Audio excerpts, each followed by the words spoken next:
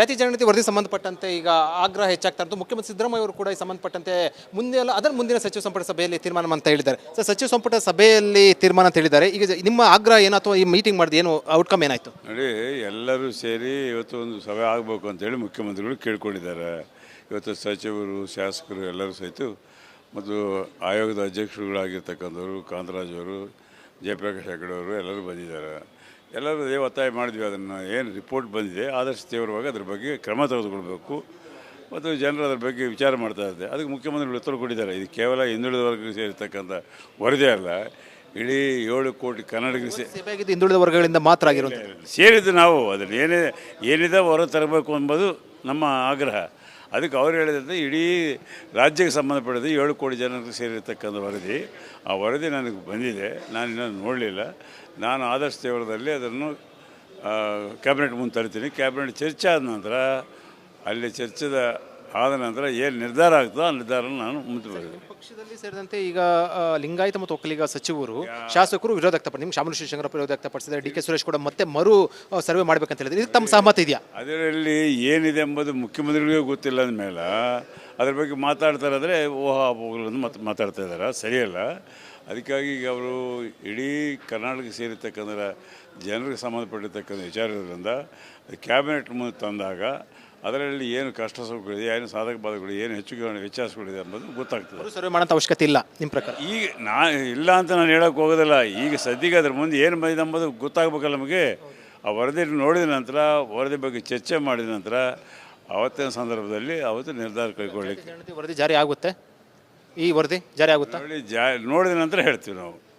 ಚರ್ಚೆ ಆಗಬೇಕಲ್ಲ, ಅದರಲ್ಲಿ ಏನಿದೆ ಎಂಬುದು ನಮ್ಗೆ ಯಾರು. ನಿಮ್ಮ ಅನಿಸಿಕೆನ ಜಾರಿ ಆಗಬೇಕಂತ ಅನ್ಸುತ್ತಲ್ವಾ?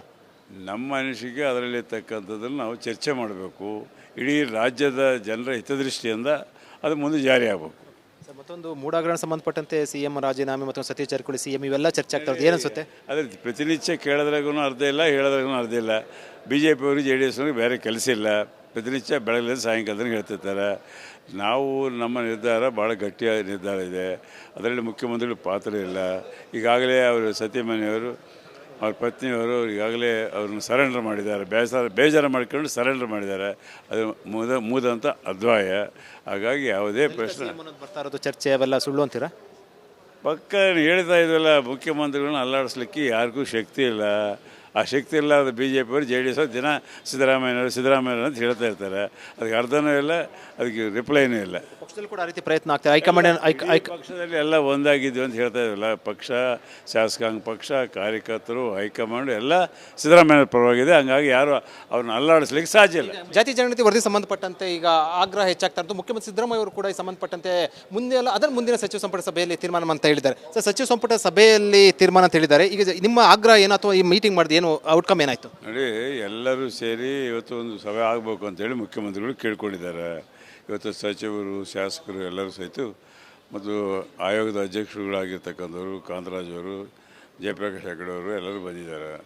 ಎಲ್ಲರೂ ಒತ್ತಾಯ ಮಾಡಿದ್ವಿ. ಅದನ್ನು ಏನು ರಿಪೋರ್ಟ್ ಬಂದಿದೆ ಆದಷ್ಟು ತೀವ್ರವಾಗಿ ಅದ್ರ ಬಗ್ಗೆ ಕ್ರಮ ತೆಗೆದುಕೊಳ್ಬೇಕು ಮತ್ತು ಜನರು ಅದ್ರ ಬಗ್ಗೆ ವಿಚಾರ ಮಾಡ್ತಾ ಇದ್ದಾರೆ. ಅದಕ್ಕೆ ಮುಖ್ಯಮಂತ್ರಿಗಳು ಉತ್ತರ ಕೊಟ್ಟಿದ್ದಾರೆ. ಇದು ಕೇವಲ ಹಿಂದುಳಿದ ವರ್ಗಕ್ಕೆ ಸೇರಿರ್ತಕ್ಕಂಥ ವರದಿ ಅಲ್ಲ, ಇಡೀ 7 ಕೋಟಿ ಕನ್ನಡಿಗರಿಗೆ ಹಿಂದುಳಿದ ವರ್ಗಗಳಿಂದ ಮಾತ್ರ ಆಗಿರೋದು ಸೇರಿದ್ದು. ನಾವು ಅದನ್ನು ಏನಿದೆ ಹೊರ ತರಬೇಕು ಎಂಬುದು ನಮ್ಮ ಆಗ್ರಹ.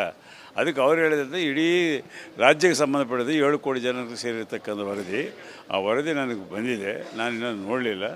ನಾನು ಆದಷ್ಟು ತೀವ್ರದಲ್ಲಿ ಅದನ್ನು ಕ್ಯಾಬಿನೆಟ್ ಮುಂದೆ ತರ್ತೀನಿ. ಕ್ಯಾಬಿನೆಟ್ ಚರ್ಚೆ ಆದ ನಂತರ ಅಲ್ಲಿ ಚರ್ಚೆದ ಆದ ನಂತರ ಏನು ನಿರ್ಧಾರ ಆಗ್ತದೋ ಆ ನಿರ್ಧಾರನ ನಾನು ಮುಂದೆ ಬರ್ತೀನಿ. ಪಕ್ಷದಲ್ಲಿ ಸೇರಿದಂತೆ ಈಗ ಲಿಂಗಾಯತ ಮತ್ತು ಒಕ್ಕಲಿಗ ಸಚಿವರು, ಶಾಸಕರು ವಿರೋಧ ವ್ಯಕ್ತಪಡಿಸಿ, ನಿಮ್ಮ ಶಾಮನೂರು ಶಿವಶಂಕರಪ್ಪ ವಿರೋಧ ವ್ಯಕ್ತಪಡಿಸಿದ್ದಾರೆ. ಡಿ ಕೆ ಸುರೇಶ್ ಕೂಡ ಮತ್ತೆ ಮರು ಸರ್ವೆ ಮಾಡಬೇಕಂತ ಹೇಳಿದ್ರೆ ಇದು ತಮ್ಮ ಸಹಮತ ಇದೆಯಾ? ಅದರಲ್ಲಿ ಏನಿದೆ ಎಂಬುದು ಮುಖ್ಯಮಂತ್ರಿಗಳಿಗೂ ಗೊತ್ತಿಲ್ಲ ಅಂದಮೇಲೆ ಅದ್ರ ಬಗ್ಗೆ ಮಾತಾಡ್ತಾರೆ ಅಂದರೆ ಊಹಾಪೋಹಗಳನ್ನು ಮಾತಾಡ್ತಾ ಇದ್ದಾರೆ, ಸರಿಯಲ್ಲ. ಅದಕ್ಕಾಗಿ ಈಗ ಅವರು ಇಡೀ ಕರ್ನಾಟಕಕ್ಕೆ ಸೇರಿರ್ತಕ್ಕಂಥ ಜನರಿಗೆ ಸಂಬಂಧಪಟ್ಟಿರ್ತಕ್ಕಂಥ ವಿಚಾರ ಇರೋದ್ರಿಂದ ಕ್ಯಾಬಿನೆಟ್ ಮುಂದೆ ತಂದಾಗ ಅದರಲ್ಲಿ ಏನು ಕಷ್ಟ ಸುಖಗಳಿದೆ, ಏನು ಸಾಧಕ ಬಾಧಗಳು, ಏನು ವ್ಯತ್ಯಾಸಗಳಿದೆ ಅನ್ನೋದು ಗೊತ್ತಾಗ್ತದೆ. ಸರ್ವೆ ಮಾಡೋಂಥ ಅವಶ್ಯಕತೆ ಇಲ್ಲ ನಿಮ್ಮ ಪ್ರಕಾರ? ಈಗ ಇಲ್ಲ ಅಂತ ನಾನು ಹೇಳೋಕ್ಕೆ ಹೋಗೋದಿಲ್ಲ. ಈಗ ಸದ್ಯಕ್ಕೆ ಅದ್ರ ಮುಂದೆ ಏನು ಬಂದಿದೆ ಎಂಬುದು ಗೊತ್ತಾಗಬೇಕಲ್ಲ ನಮಗೆ. ಆ ವರದಿ ನೋಡಿದ ನಂತರ, ವರದಿ ಬಗ್ಗೆ ಚರ್ಚೆ ಮಾಡಿದ ನಂತರ ಆವತ್ತಿನ ಸಂದರ್ಭದಲ್ಲಿ ಅವತ್ತು ನಿರ್ಧಾರ ಕೈಗೊಳ್ಳಲಿಕ್ಕೆ. ವರದಿ ಜಾರಿ ಆಗುತ್ತೆ? ಈ ವರದಿ ಜಾರಿ ಆಗುತ್ತಾ? ನೋಡಿದ ನಂತರ ಹೇಳ್ತೀವಿ ನಾವು.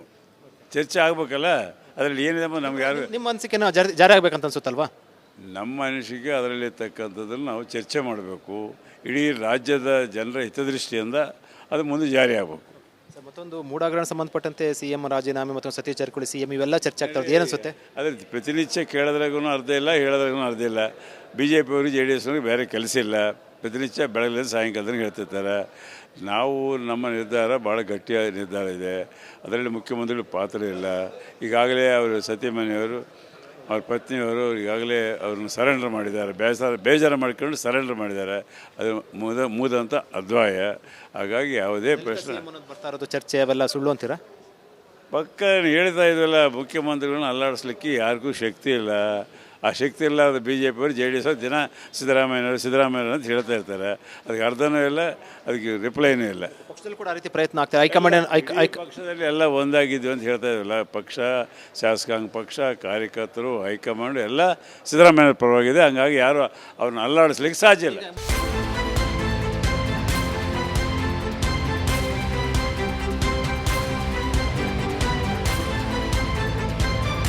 ಅಕ್ರಮ ನಿರ್ಲಕ್ಷ್ಯವಾದ್ರೆ ರಾಜಿಯೇ ಇಲ್ಲ. ವಾಲ್ಮೀಕಿ ಹಗರಣದ ಸುದ್ದಿ ಪ್ರಸಾರ ಮಾಡಿದ್ದು ನಾವೇ ಮೊದಲು. ನಮ್ಮ ಮೋಟಿವ್ ಅಚೀವ್ಡ್ ಅಂತ ಹೇಳಿರೋದು. ಐತಿಹಾಸಿಕ ಸಂದರ್ಭ. ಅಯೋಧ್ಯೆಯ ಮೂಲಕ ಇಡೀ ವಿಶ್ವಕ್ಕೇನೆ ರಾಮ ನಾಮದ ಜಪ ಪಸರಿಸ್ತಾ ಇದೆ. ಅನುಕೂಲದ ಸಂಕಷ್ಟ. ಕೆಲವು ನಿಮಿಷಗಳಲ್ಲಿ ಎಲ್ಲವನ್ನು ಕೂಡ ಕೊಚ್ಚಿಕೊಂಡು ಹೋಗಿದೆ. ದೊಡ್ಡ ದೊಡ್ಡ ಬಂಡೆ ಕಲ್ಲುಗಳು ಕೂಡ ಅಲ್ಲಿ ಬಿದ್ದಿರೋದನ್ನ ನಾವೀಗ ಅಲ್ಲಿ ನಾವು ನೋಡಬಹುದು.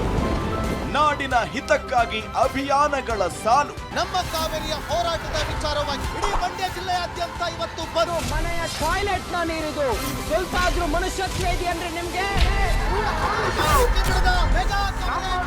Reels, social media sensation. ನಮಗೆ ಮಾಡೋ ಕೆಲಸ ಇಲ್ಲ, ಶೆಡ್ಡಿಗೆ ಹೋಗೋಣ ಬಾ. ಬ್ಯಾಂಕಿಗೆ ಹೋಗ್ತೀರಿ ಬರ್ತೀರಿ 2000 ಮಾತ್ರ ಬರ್ತಾ ಇಲ್ಲ. 2000 ನಂದೇ ಹೊಂಟೈತು. ಕನ್ನಡಿಗರ ಮೊದಲ ಆಯ್ಕೆ ರಿಪಬ್ಲಿಕ್ ಕನ್ನಡ. ರೈತರ ಕಷ್ಟ ಏನದಂತ ತೋರಿಸಿದವರು ಅಂದ್ರೆ ರಿಪಬ್ಲಿಕ್ ಕನ್ನಡ ಟಿವಿ. ಈ ರಿಪಬ್ಲಿಕ್ ಟಿವಿ ಅವರು ಇದನ್ನ ಹೊರಗೆ ತರುವಂತ ವ್ಯವಸ್ಥಾನ ಮಾಡಿ ನಮ್ಗೆ ಎಲ್ಲರಿಗೂ ಅನುಕೂಲ ಮಾಡಿಕೊಡುವಲ್ಲಿ ಯಶಸ್ವಿಯನ್ನಾಗಿದ್ದಾರೆ.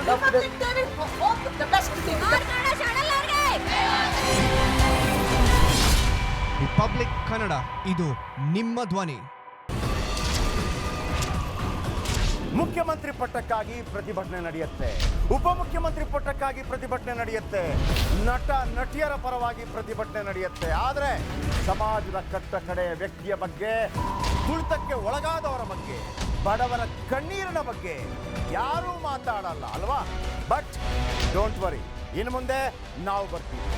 ಅಂದಿನ ನಿಮ್ಮ ಬಿಗ್ 3 ಇನ್ನು ಮುಂದೆ ಸೂಪರ್ 3 ಪ್ರತಿದಿನ ಮಧ್ಯಾಹ್ನ 12 ಗಂಟೆಗೆ ರಿಪಬ್ಲಿಕ್ ಕನ್ನಡದಲ್ಲಿ ಸೂಪರ್ 3. ರಾಜಕೀಯದಲ್ಲಿ 1+1 ಯಾವಾಗ್ಲೂ 2 ಅಲ್ಲ. ರಾಜಕಾರಣಿಗಳ ಮಾತಿಗೆ ಅವ್ರು ಅಂದಷ್ಟೇ ಅರ್ಥ ಇರೋದೂ ಇಲ್ಲ. ವಿವಾದ, ವಿಮರ್ಶೆ, ವಿಶ್ಲೇಷಣೆ ಇಲ್ಲದೆ ರಾಜಕೀಯ ಕಂಪ್ಲೀಟ್ ಆಗಲ್ಲ. ದಿನದ ಸೆನ್ಸೇಷನಲ್ ರಾಜಕೀಯ ಸುದ್ದಿಯ ಕಂಪ್ಲೀಟ್ ರೌಂಡ್ ಅಪ್ ನಿಮಗಾಗಿ ನಿಮ್ಮ ರಿಪಬ್ಲಿಕ್ ಕನ್ನಡದಲ್ಲಿ ಸಂಜೆ 3:57ಕ್ಕೆ ಪಕ್ಕಾ ಪಾಲಿಟಿಕ್ಸ್.